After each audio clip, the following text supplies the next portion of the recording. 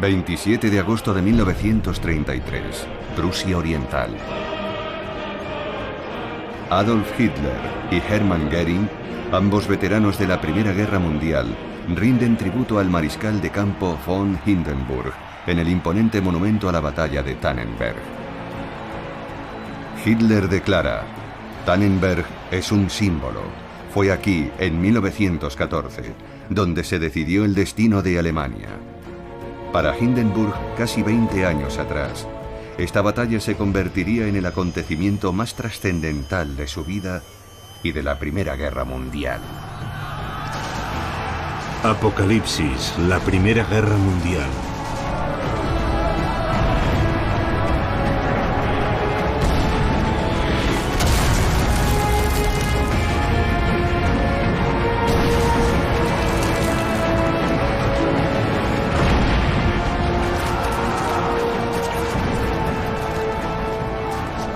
Millones de hombres viven atrapados por la maquinaria de una guerra que, según sus dirigentes, iba a ser breve y gloriosa.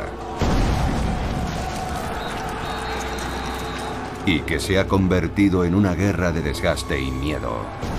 Segunda parte, el miedo. En las calles ha cundido el pánico. Mientras los alemanes avanzan hacia París, la gente corre a vaciar sus cuentas. Muchos intentan huir y las estaciones de ferrocarril se colapsan. La familia Ferrari permanece en su hogar, en L'Étang-la-Ville, cerca de París. Estas imágenes muestran su vida cotidiana en las primeras semanas de la guerra. El abuelo hace el saludo militar. Tiene plena confianza en el ejército francés. Los niños se preparan para el comienzo del curso. Una directriz del Ministerio de Educación, fechada el 7 de agosto de 1914, indica: en las clases se deben explicar las causas de la guerra, la agresión injustificada que la ha provocado y cómo Francia, eterna defensora del progreso y la ley, se ha visto obligada una vez más a alzarse junto a sus valerosos aliados para repeler un bárbaro ataque.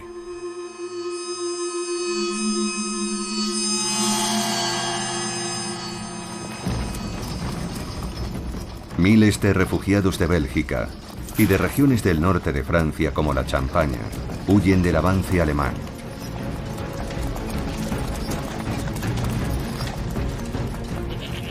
Las familias abandonan sus casas y su estilo de vida.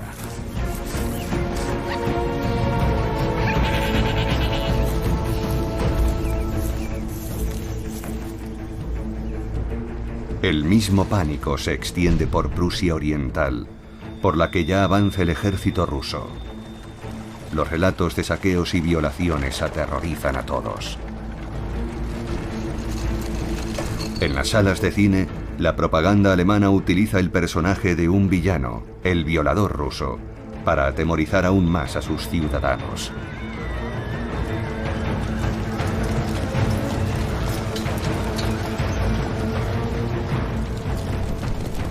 Pero el avance ruso es ordenado.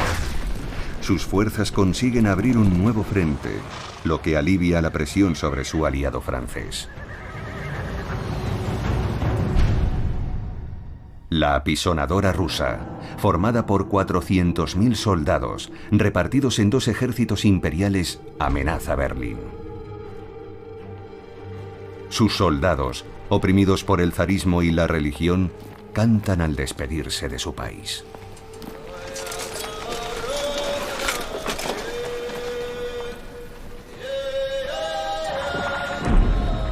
Muchos no comprenden por qué deben cruzar la frontera y marchar cientos de kilómetros para defender su patria. Campesinos en su mayoría, muchos no saben ni leer ni escribir. y no dejarán ni diarios ni cartas.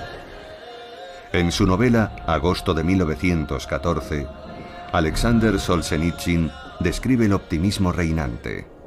El regimiento es una aldea donde el oficial es como el terrateniente, y mientras no falten la comida y el vodka, nadie temerá a las balas.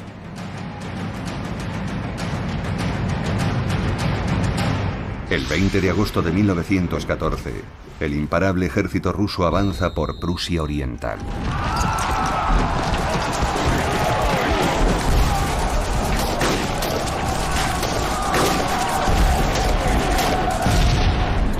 Seguido por miles de civiles, el octavo ejército alemán se retira.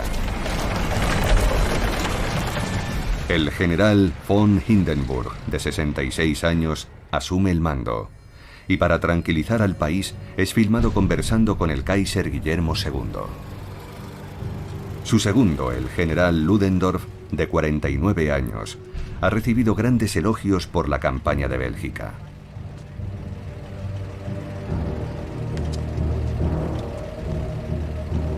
Ambos parecen confiados, forman un equipo formidable. En palabras de Hindenburg, somos como un matrimonio feliz.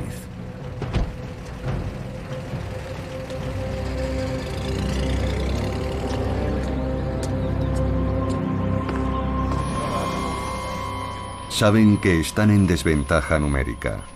Solo tienen 200.000 hombres bajo su mando, la mitad que los rusos. Pero están mejor armados y pueden moverlos con mayor rapidez y eficacia gracias a su red de ferrocarriles.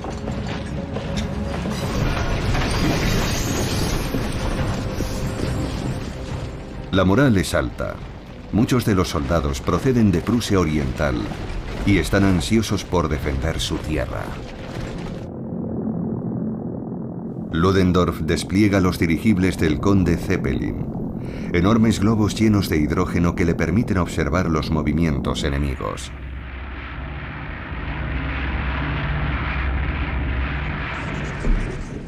Una información que resulta vital para las tropas. Los dos ejércitos rusos caminan muy separados. Es el momento perfecto para atacar. Los alemanes eligen el comandado por el general Samsonov, que está llegando a Tannenberg.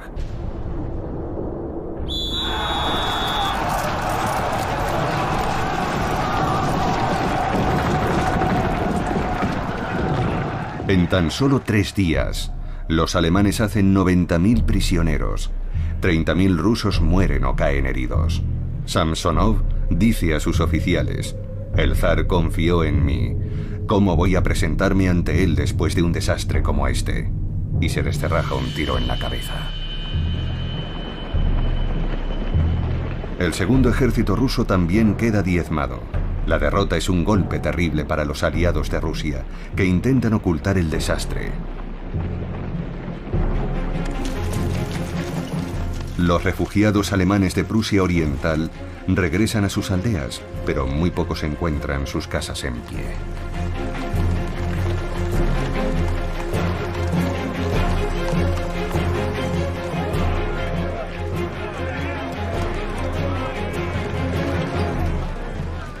Para dar nuevos ánimos a su pueblo, los alemanes filman a los soldados supervivientes comiendo raciones triples.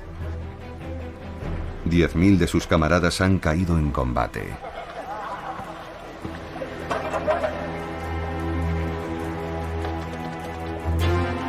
Hindenburg es nombrado mariscal de campo y se convierte en héroe nacional. Ludendorff, el verdadero artífice de la victoria, queda en segundo plano.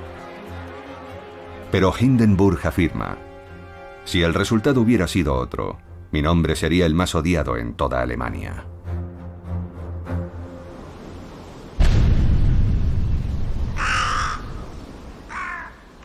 El zar Nicolás II, en su tren especial oculto en un bosque de abedules, se reúne con el comandante en jefe de sus ejércitos, su tío, el gran duque Nicolás Nikolayevich.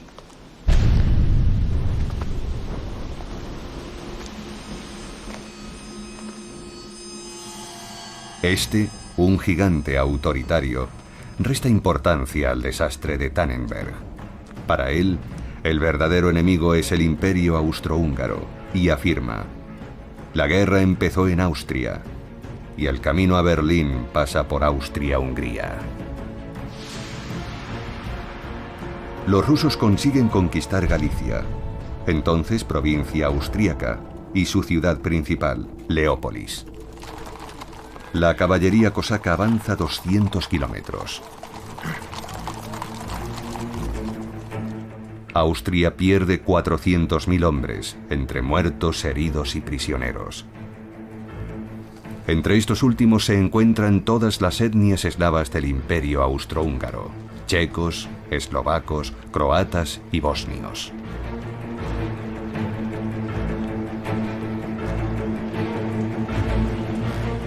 La propaganda rusa muestra a un prisionero austrohúngaro confraternizando con un soldado ruso, dos eslavos en bandos contrarios.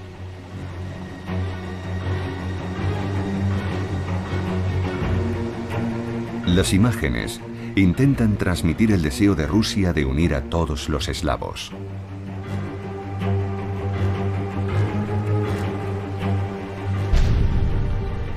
La sonrisa de satisfacción de Nicolás II tras esta victoria enmascara la pérdida de 200.000 soldados rusos en tan solo 3 semanas.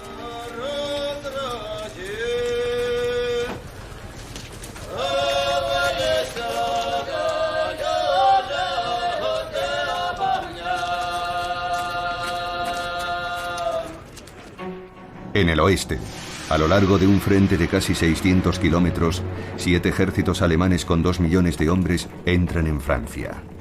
El primer ejército, comandado por el general von Kluck, cruza el río Somme, la última defensa natural antes de llegar a París.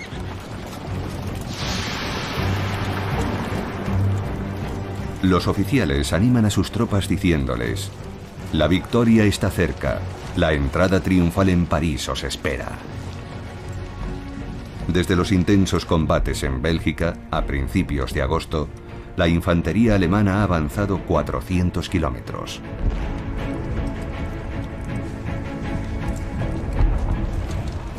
El comandante del regimiento de Brandenburgo les dice: no debemos conceder al enemigo el menor respiro. El sudor ahorra sangre.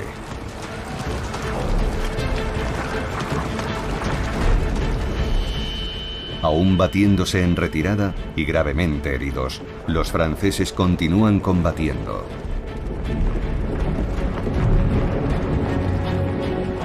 El calor es insoportable. Es el verano más tórrido del siglo. Pocos hombres han podido asearse o quitarse las botas desde hace un mes.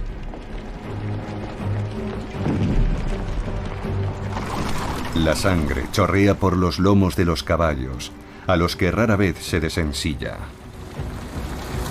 Pero la retirada de franceses y británicos es ordenada.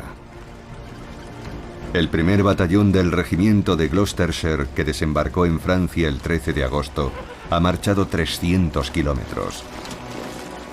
Es entonces cuando el comandante en jefe de la Fuerza Expedicionaria Británica, el mariscal de campo Sir John French, les comunica que la situación es grave. Toda Francia reza. Ambos bandos invocan el nombre de Dios. ¿Querrá el Señor proteger a los franceses? ¿Serán las tropas coloniales francesas la salvación del país? Tras desembarcar en el sur de Francia, las tropas africanas marchan hacia el norte. Muchos prefieren caminar descalzos a calzar las pesadas botas militares. Antes de su llegada, un senador francés había manifestado que no podrían adaptarse ni al clima ni a la comida. Pero un general le aseguró: son fuertes, disciplinados y leales.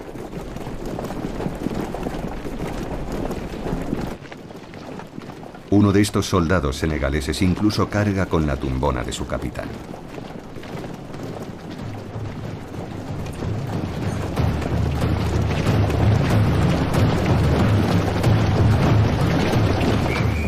Para la defensa de París, cualquier utensilio es válido.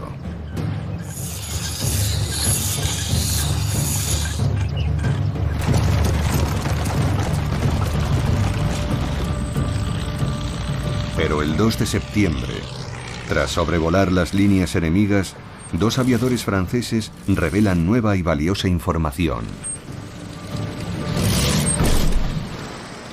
Los alemanes están cambiando de dirección. En lugar de seguir avanzando hacia París, sus ejércitos intentan rodear al ejército francés, exponiéndose al mismo tiempo a un ataque de británicos y franceses a lo largo del río Marne. El comandante de las fuerzas que defienden París, el general Gallieni, ordena el envío inmediato de 6.000 hombres al Marne a bordo de taxis parisinos. Es una gran operación de propaganda que las autoridades filman para reforzar la moral de los franceses. Los taxis son aclamados como los salvadores de París, aunque su contribución a la batalla es mínima.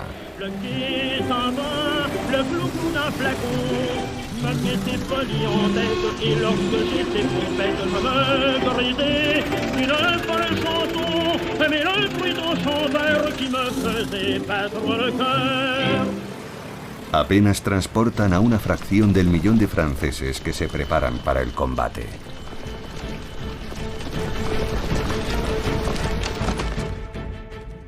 El comandante en jefe francés es el general Joseph Joffre, de 62 años. El 6 de septiembre, sus oficiales leen las órdenes del día a las unidades que marchan hacia el frente.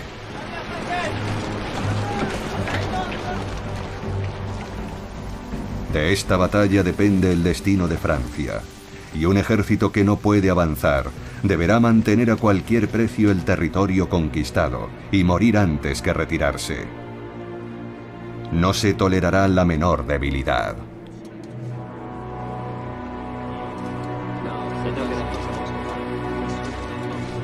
Los soldados tienen miedo. Saben que cualquier vacilación los llevará ante un consejo de guerra. Si retroceden, serán ejecutados por los suyos. Si avanzan, serán abatidos por el enemigo. Entre ellos se encuentra el célebre poeta Charles Péguy. El teniente de 41 años morirá al comienzo de la batalla de un balazo en la frente. Cristiano, socialista y patriota, Péguy había escrito estos versos: Benditos los que han muerto en una guerra justa. Bendito el trigo maduro, recogido en gavillas. Benditos los que han muerto en grandes batallas, tendidos en el suelo bajo el rostro de Dios.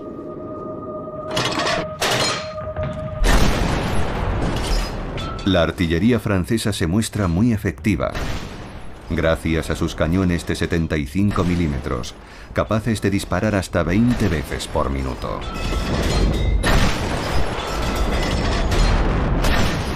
Cerca de 100.000 proyectiles diarios son engullidos por estas poderosas armas. 200 millones a lo largo de toda la guerra. Las fábricas de munición son atendidas por mujeres que trabajan en condiciones miserables.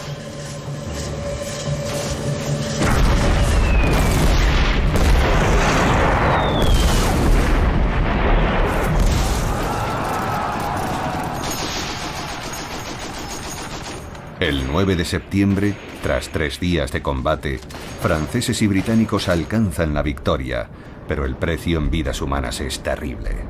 El historiador francés Marc Bloch, que entonces era sargento, escribe: «Veo una pierna amputada en el suelo. Resulta casi ridícula en medio de tanto horror. El hedor te revuelve el estómago».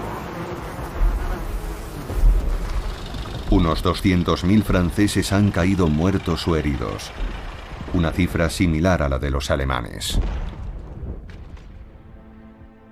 Señoritas de familias acomodadas se alistan como enfermeras, apodadas los ángeles blancos y arrancadas de una adolescencia protegida. Aprenden a soportar los gritos desgarradores de los heridos y mutilados y el olor a éter, sangre y gangrena.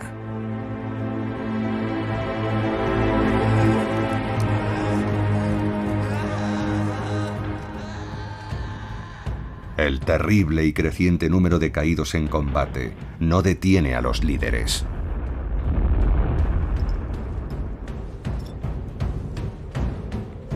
El general Joffre, al condecorar a los soldados coloniales, proclama: como sus crueles pero gloriosas pérdidas atestiguan, las tropas nativas han cumplido admirablemente con su deber.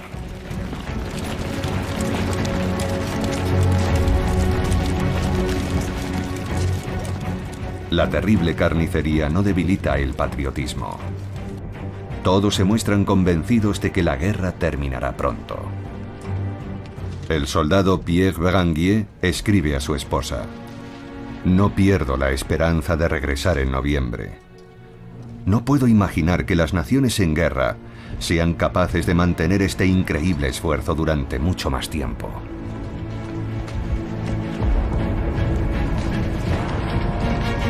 Los franceses han capturado a 25.000 alemanes y, como sus adversarios, los filman como una prueba tangible de sus victorias.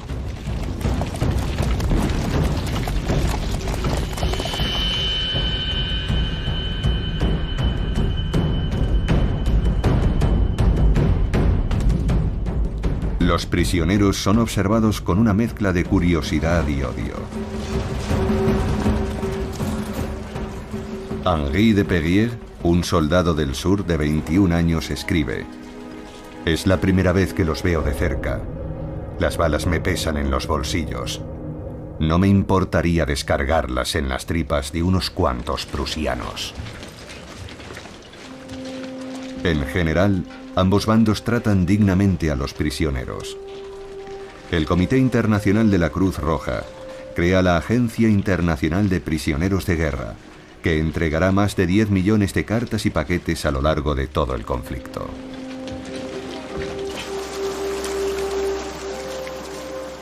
Los franceses pueden disfrutar de un breve descanso.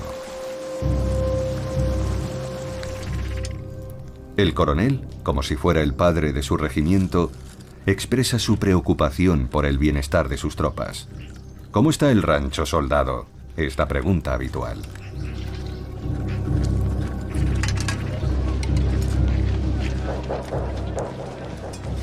Han salvado París. Pero un joven oficial de caballería, René Chambre, escribe: ganamos la batalla del Marne, pero no alcanzamos la victoria. Los franceses y los británicos han permitido a los alemanes huir hacia el norte en lo que será conocido como la carrera hacia el mar. Durante 3 meses de combates, otras unidades alemanas completan la ocupación de Bélgica.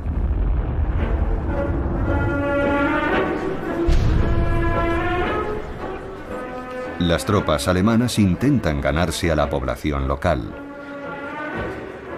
Pero los continuos saqueos de propiedades y alimentos no tardan en sumir a los belgas en la hambruna. Entre estos soldados se encuentra un solitario pintor austríaco de 25 años que se ha alistado en el ejército alemán. Adolf Hitler quedará marcado por el infierno que experimenta en Flandes y en su libro Mein Kampf, mi lucha, escribirá años después: el orgullo de combatir no tardó en convertirse en una pesadilla. La resistencia británica a abandonar la zona que rodea la ciudad belga de Ypres condicionará los 4 años de guerra. Un territorio que debe permanecer en manos de los aliados según deseos del rey belga Alberto I, a quien Jorge V de Inglaterra hace una visita de apoyo.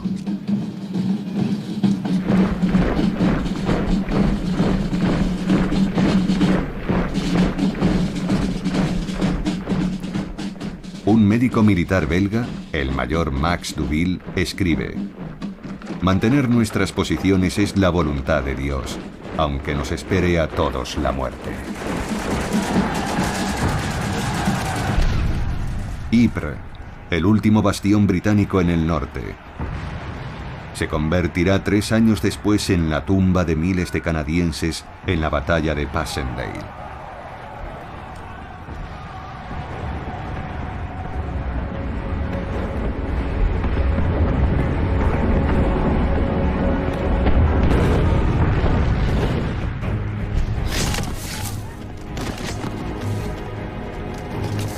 En el sur de Inglaterra, nuevos combatientes se entrenan con dureza. canadienses angloparlantes y francoparlantes, todos voluntarios, todos vistiendo el mismo uniforme y todos súbditos de su majestad. Con sus penetrantes ojos azules, Jorge V pasa revista a las tropas. Los soldados tienen la misma edad que su hijo mayor, que sirve en la Marina Real. Su preocupación es compartida por la reina Mary, que sonríe valerosamente para la ocasión. Tras desembarcar en los puertos de Francia, los canadienses marchan hacia el frente. ¿Estarán preparados para entrar en combate?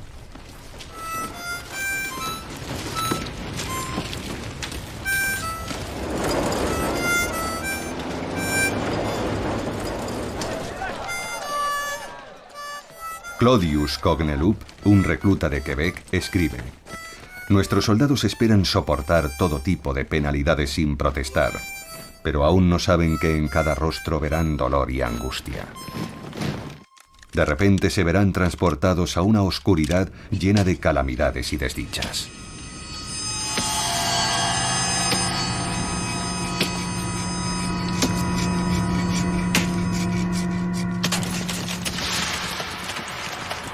En octubre de 1914, los alemanes, decididos a conservar a cualquier precio las zonas conquistadas, obligan a soldados y civiles a excavar una extensa red de trincheras en la empapada arcilla de Flandes.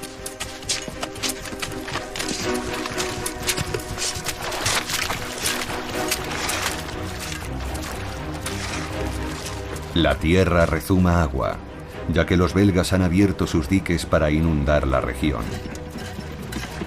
Los alemanes trabajan duramente para hacer habitables estos termiteros humanos, pero el invierno los transformará en criptas heladas.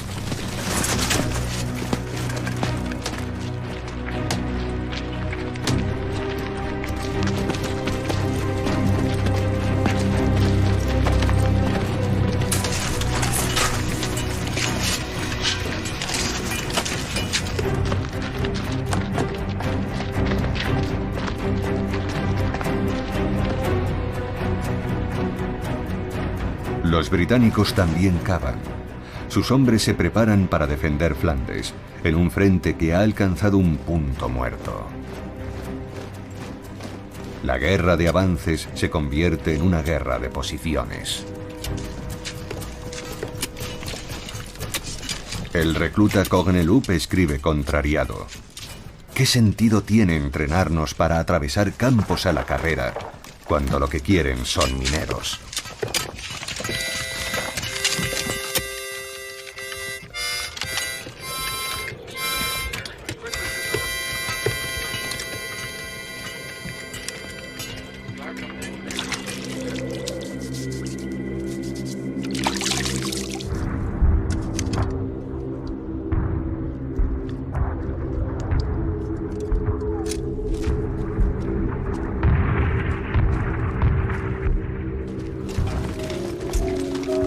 Más al sur, los franceses se conforman con una serie de trincheras interconectadas mucho más simples.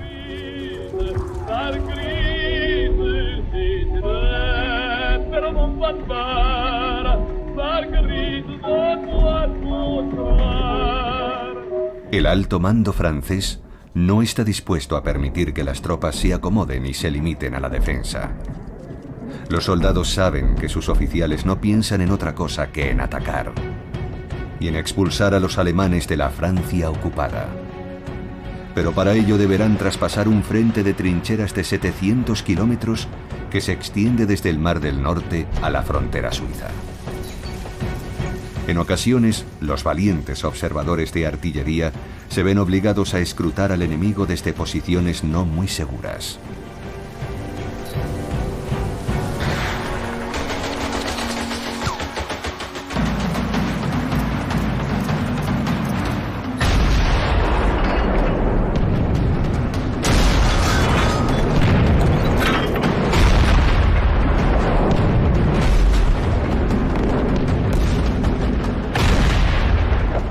Durante el invierno, las ofensivas del general Joffre son rechazadas por las ametralladoras alemanas.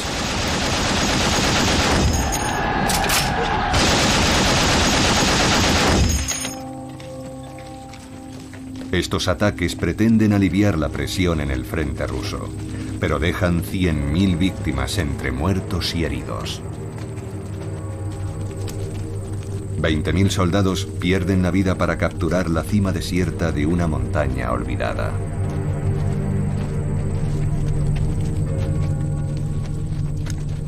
Ya hay tantas viudas.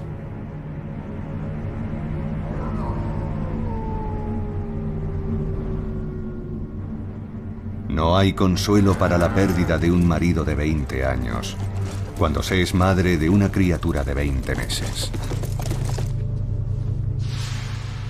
El día de Todos los Santos, el Papa Benedicto XV lanza un mensaje al mundo. Esta guerra es el suicidio de Europa. No parece haber límite a la destrucción y la carnicería. Día tras día se vierte sangre inocente. Ante este crimen sin sentido, yo os repito, paz en la tierra a los hombres de buena voluntad. ¿Escuchará el mundo sus palabras? En el frente se producen momentos de fraternización espontánea. Todos estos hombres se arriesgaron a ser ejecutados por traidores. Nadie sabe qué fue de ellos. Sus celebraciones fueron tajantemente reprimidas.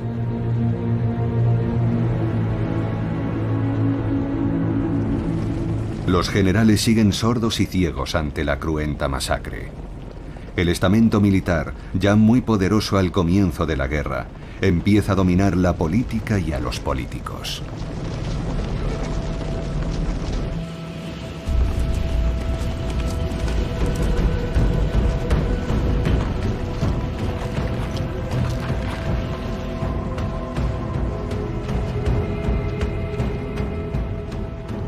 A pesar de los cientos de miles de muertos y heridos, el conflicto se extiende.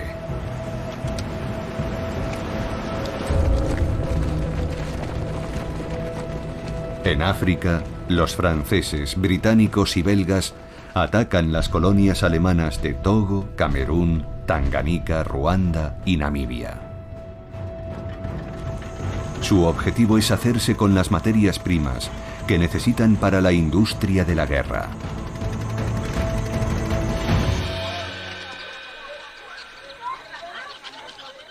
Llegan hasta pueblos de los que hasta entonces nadie se había ocupado. Y reclutan a los hombres, a veces a golpes de látigo, como en la colonia alemana de Zanzíbar.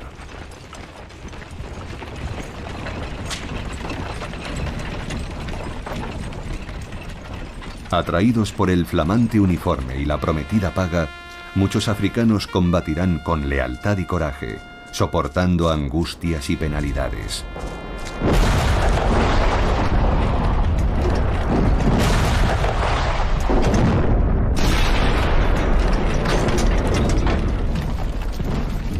$100.000 africanos y 30.000 europeos perderán la vida en África, víctimas de feroces y cruentos enfrentamientos y enfermedades como la disentería, el tifus y la malaria.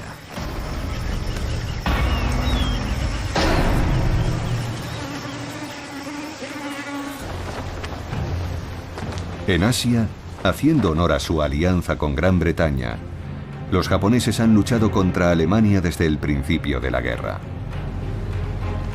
lo que les brinda la oportunidad de apoderarse del estratégico puerto chino de Qingdao, donde existe una fábrica de cerveza alemana que a día de hoy sigue produciendo la cerveza del mismo nombre. Japón, una potencia económica y militar en alza, demuestra su superioridad bombardeando durante 7 días las defensas alemanas, que acaban cayendo.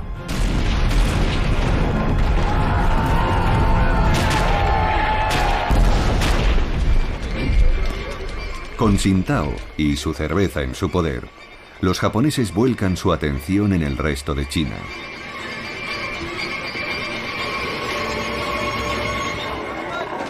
El conflicto, estancado en Europa, se extiende a Oriente Próximo.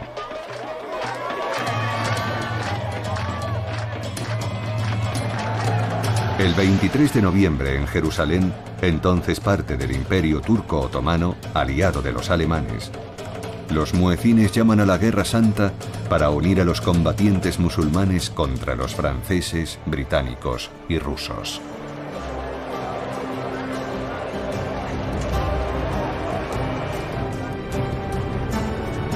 El Imperio Otomano ocupa una importante posición estratégica. Su capital, Constantinopla, la actual Estambul, coronada por la majestuosa mezquita de Hagia Sofía, controla el paso entre el Mediterráneo y el Mar Negro. El Imperio Otomano se extiende hasta el Golfo Pérsico y amenaza el Canal de Suez, una arteria vital para los británicos y una ruta marítima fundamental para el transporte de suministros al frente occidental.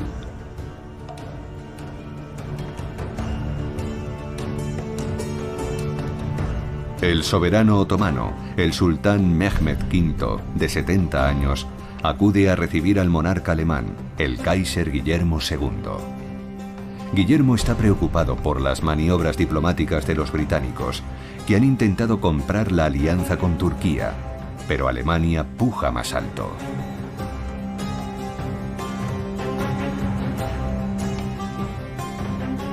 El sultán no ostenta el verdadero poder, que está en manos de una organización nacionalista, los Jóvenes Turcos.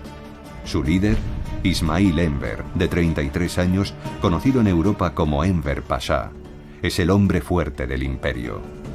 Educado en Alemania, Enver Pasha dirige un ejército de 1 millón de hombres, entrenado y asesorado por los alemanes. Estos cuentan con que las fuerzas turcas se unan a la ofensiva contra los rusos. El líder turco accede a atacar a Rusia, su enemigo histórico en el Cáucaso, confiando en que los numerosos musulmanes que habitan esta región fronteriza se alzarán en armas contra el zar si se declara la Guerra Santa.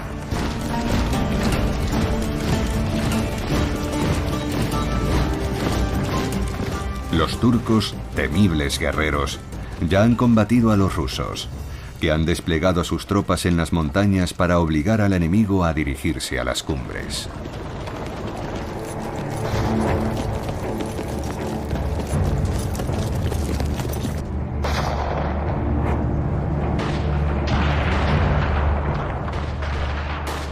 Durante un conflicto anterior, un general ruso había dicho: "El Cáucaso es una fortaleza, y solo un loco intentaría escalarla".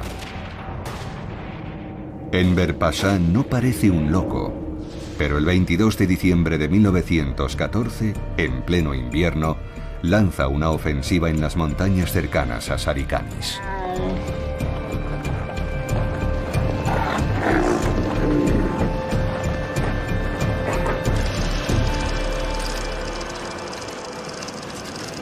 El ataque fracasa. Más de 70.000 soldados del tercer ejército turco mueren de frío o son aniquilados en la retirada.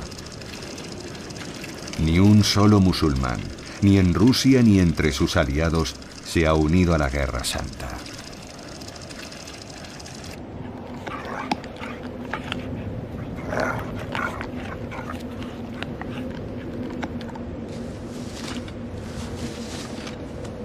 Los jóvenes turcos y Enver Pasha necesitan un chivo expiatorio y eligen a la comunidad armenia, de confesión cristiana. El ministro del Interior turco da la orden para el genocidio. El gobierno ha decidido eliminar a todos los armenios que vivan en Turquía. No se hará excepción alguna por razones de edad o género, y no habrá concesiones.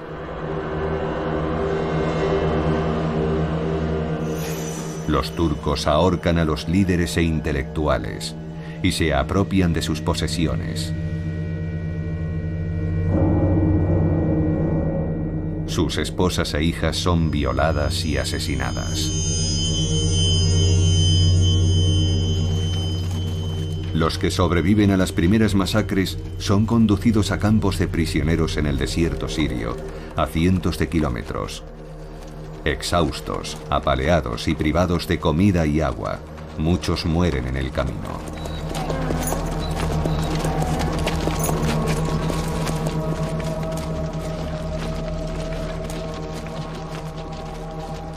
Los armenios asesinados superan el 1.000.000.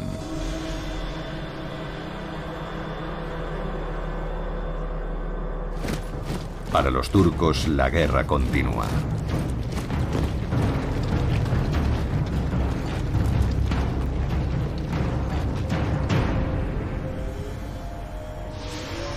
El 15 de marzo de 1915, una flota franco-británica intenta apoderarse del estrecho de los Dardanelos, tomar Constantinopla e impedir que Bulgaria entre en la guerra apoyando a los imperios alemán y otomano.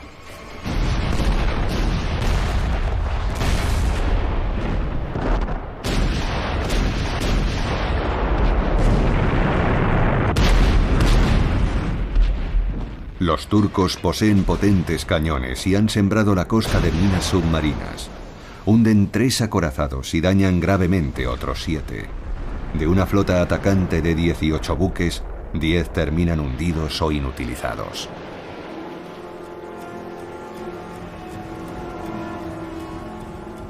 Winston Churchill, entonces primer lord del almirantazgo y cerebro de la ofensiva, se ve forzado a dimitir. Pero los responsables del desastre son sus almirantes y generales, que en su obstinado e irresponsable desprecio hacia los turcos desembarcan un mes después en la península de Galípoli, con el fin de capturar las baterías enemigas.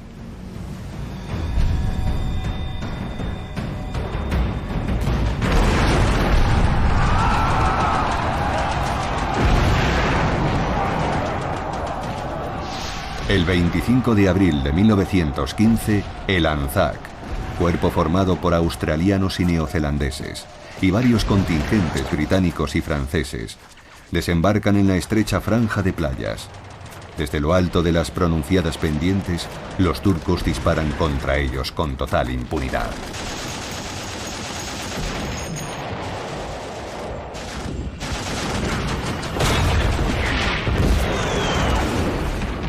Los turcos, bien armados y equipados, cuentan entre sus oficiales con Mustafa Kemal, el futuro líder y modernizador de Turquía.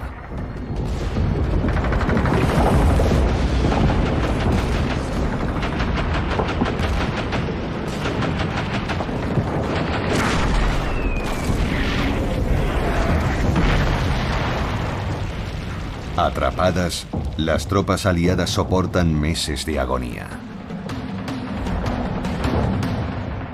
Ellis Asmith Bartlett, corresponsal de guerra del Daily Telegraph londinense, escribe: «Es el más funesto fiasco militar de nuestra historia. Los generales no tenían mapas, no conocían apenas el terreno y no han garantizado el aprovisionamiento de las tropas. Los voluntarios australianos no tienen nada que beber bajo este sol abrasador».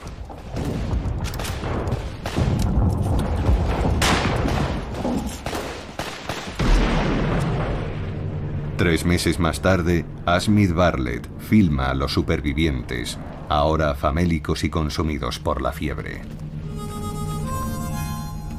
Todos saben que los 150.000 hombres que han muerto o han sido heridos han caído en vano.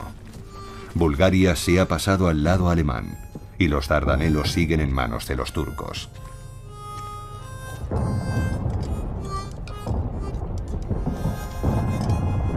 El corresponsal del Daily Telegraph provoca un escándalo al dirigirse a Herbert Asquith, el primer ministro británico. «Señor primer ministro, no estoy seguro de hasta qué punto le mantienen informado sobre la situación que vivimos aquí. En Galípoli estamos consumiendo una gran parte de la fortuna del imperio y aún no hemos ganado un solo acre de terreno que posea algún valor estratégico. Esta expedición inútil puede arruinar nuestras posibilidades de desgastar el colosal poder militar alemán». Pero el poder de Alemania, personificado por el gran vencedor de Prusia Oriental, el mariscal von Hindenburg, tiene sus límites. Las desgarradoras cifras de víctimas están volviendo a la opinión pública en contra de la guerra. En Holanda, que se mantiene neutral, el Congreso de Mujeres por la Paz exige en La Haya un cese inmediato de las hostilidades. Pero ocurre justo lo contrario. El conflicto sigue extendiéndose. El 23 de mayo de 1915, Italia entra en la guerra. A pesar de haberse mantenido neutral, es aliada teórica de Alemania.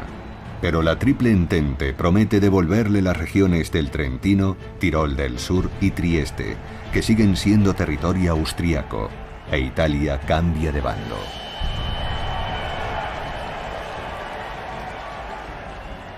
El fervor patriótico antiaustríaco se apodera de Italia, alimentado por los versos grandilocuentes del poeta nacionalista Gabriele D'Annunzio.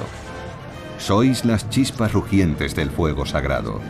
Que todas las voces se unan en un solo grito ardiente. Italia, Italia.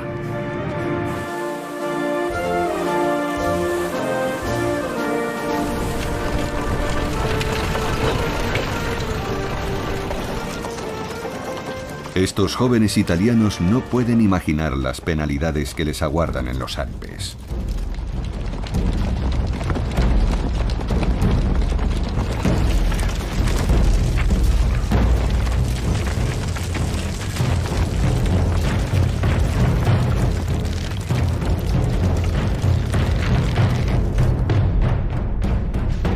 En Francia, el frente de trincheras continúa estancado, aunque se producen ataques esporádicos tan mortíferos como inútiles. El soldado Charles Gaillard escribe: «La moral está muy baja. Estamos hartos de pelear sin avanzar. Los que vienen del campo recuerdan con envidia a sus vacas, que tienen alojamientos más confortables que los suyos».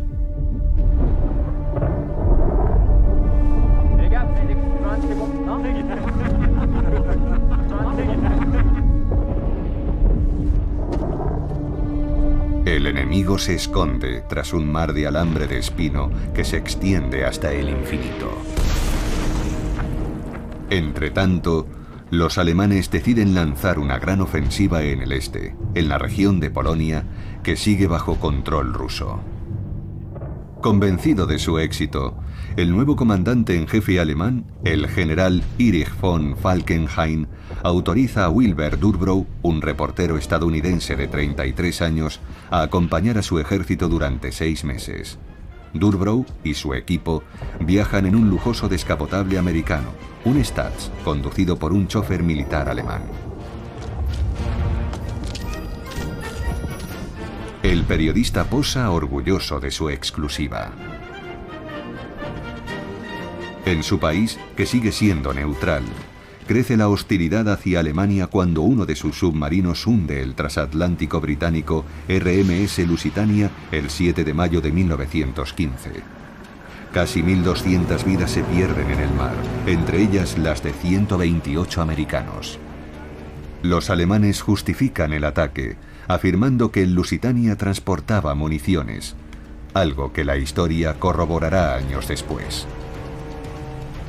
Este hecho no impide que Durbrow disfrute de sus viajes con los oficiales alemanes. Incluso hace un retrato amable de las tropas del Kaiser, relajándose antes de entrar en combate.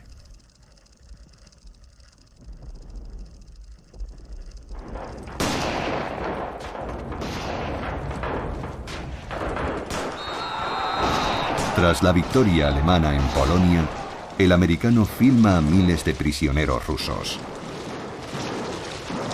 Y en una cocina de campaña muestra a unos soldados alemanes a los que parece gustar la comida rusa.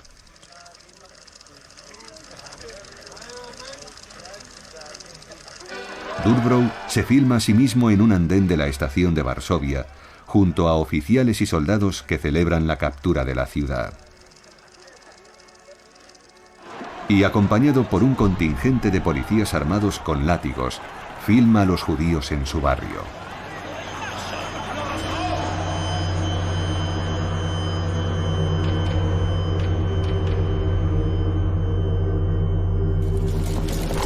Y retrata la marcha victoriosa de los alemanes sobre Varsovia el 4 de agosto de 1915.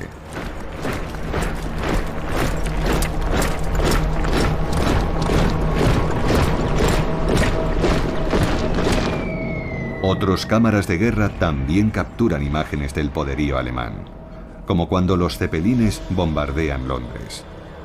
y los británicos comprenden que el corazón de su imperio es vulnerable. Ha nacido un nuevo tipo de guerra, la guerra industrial, una guerra de destrucción y aniquilación, en la que el objetivo es matar a tanta gente como sea posible, tan rápido como sea posible.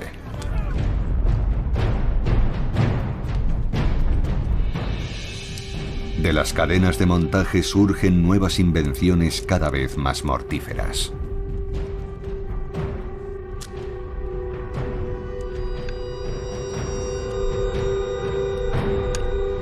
Granadas de todo tipo. Proyectiles de todos los calibres. Potentes gases venenosos. Orgullosos logros de la investigación científica.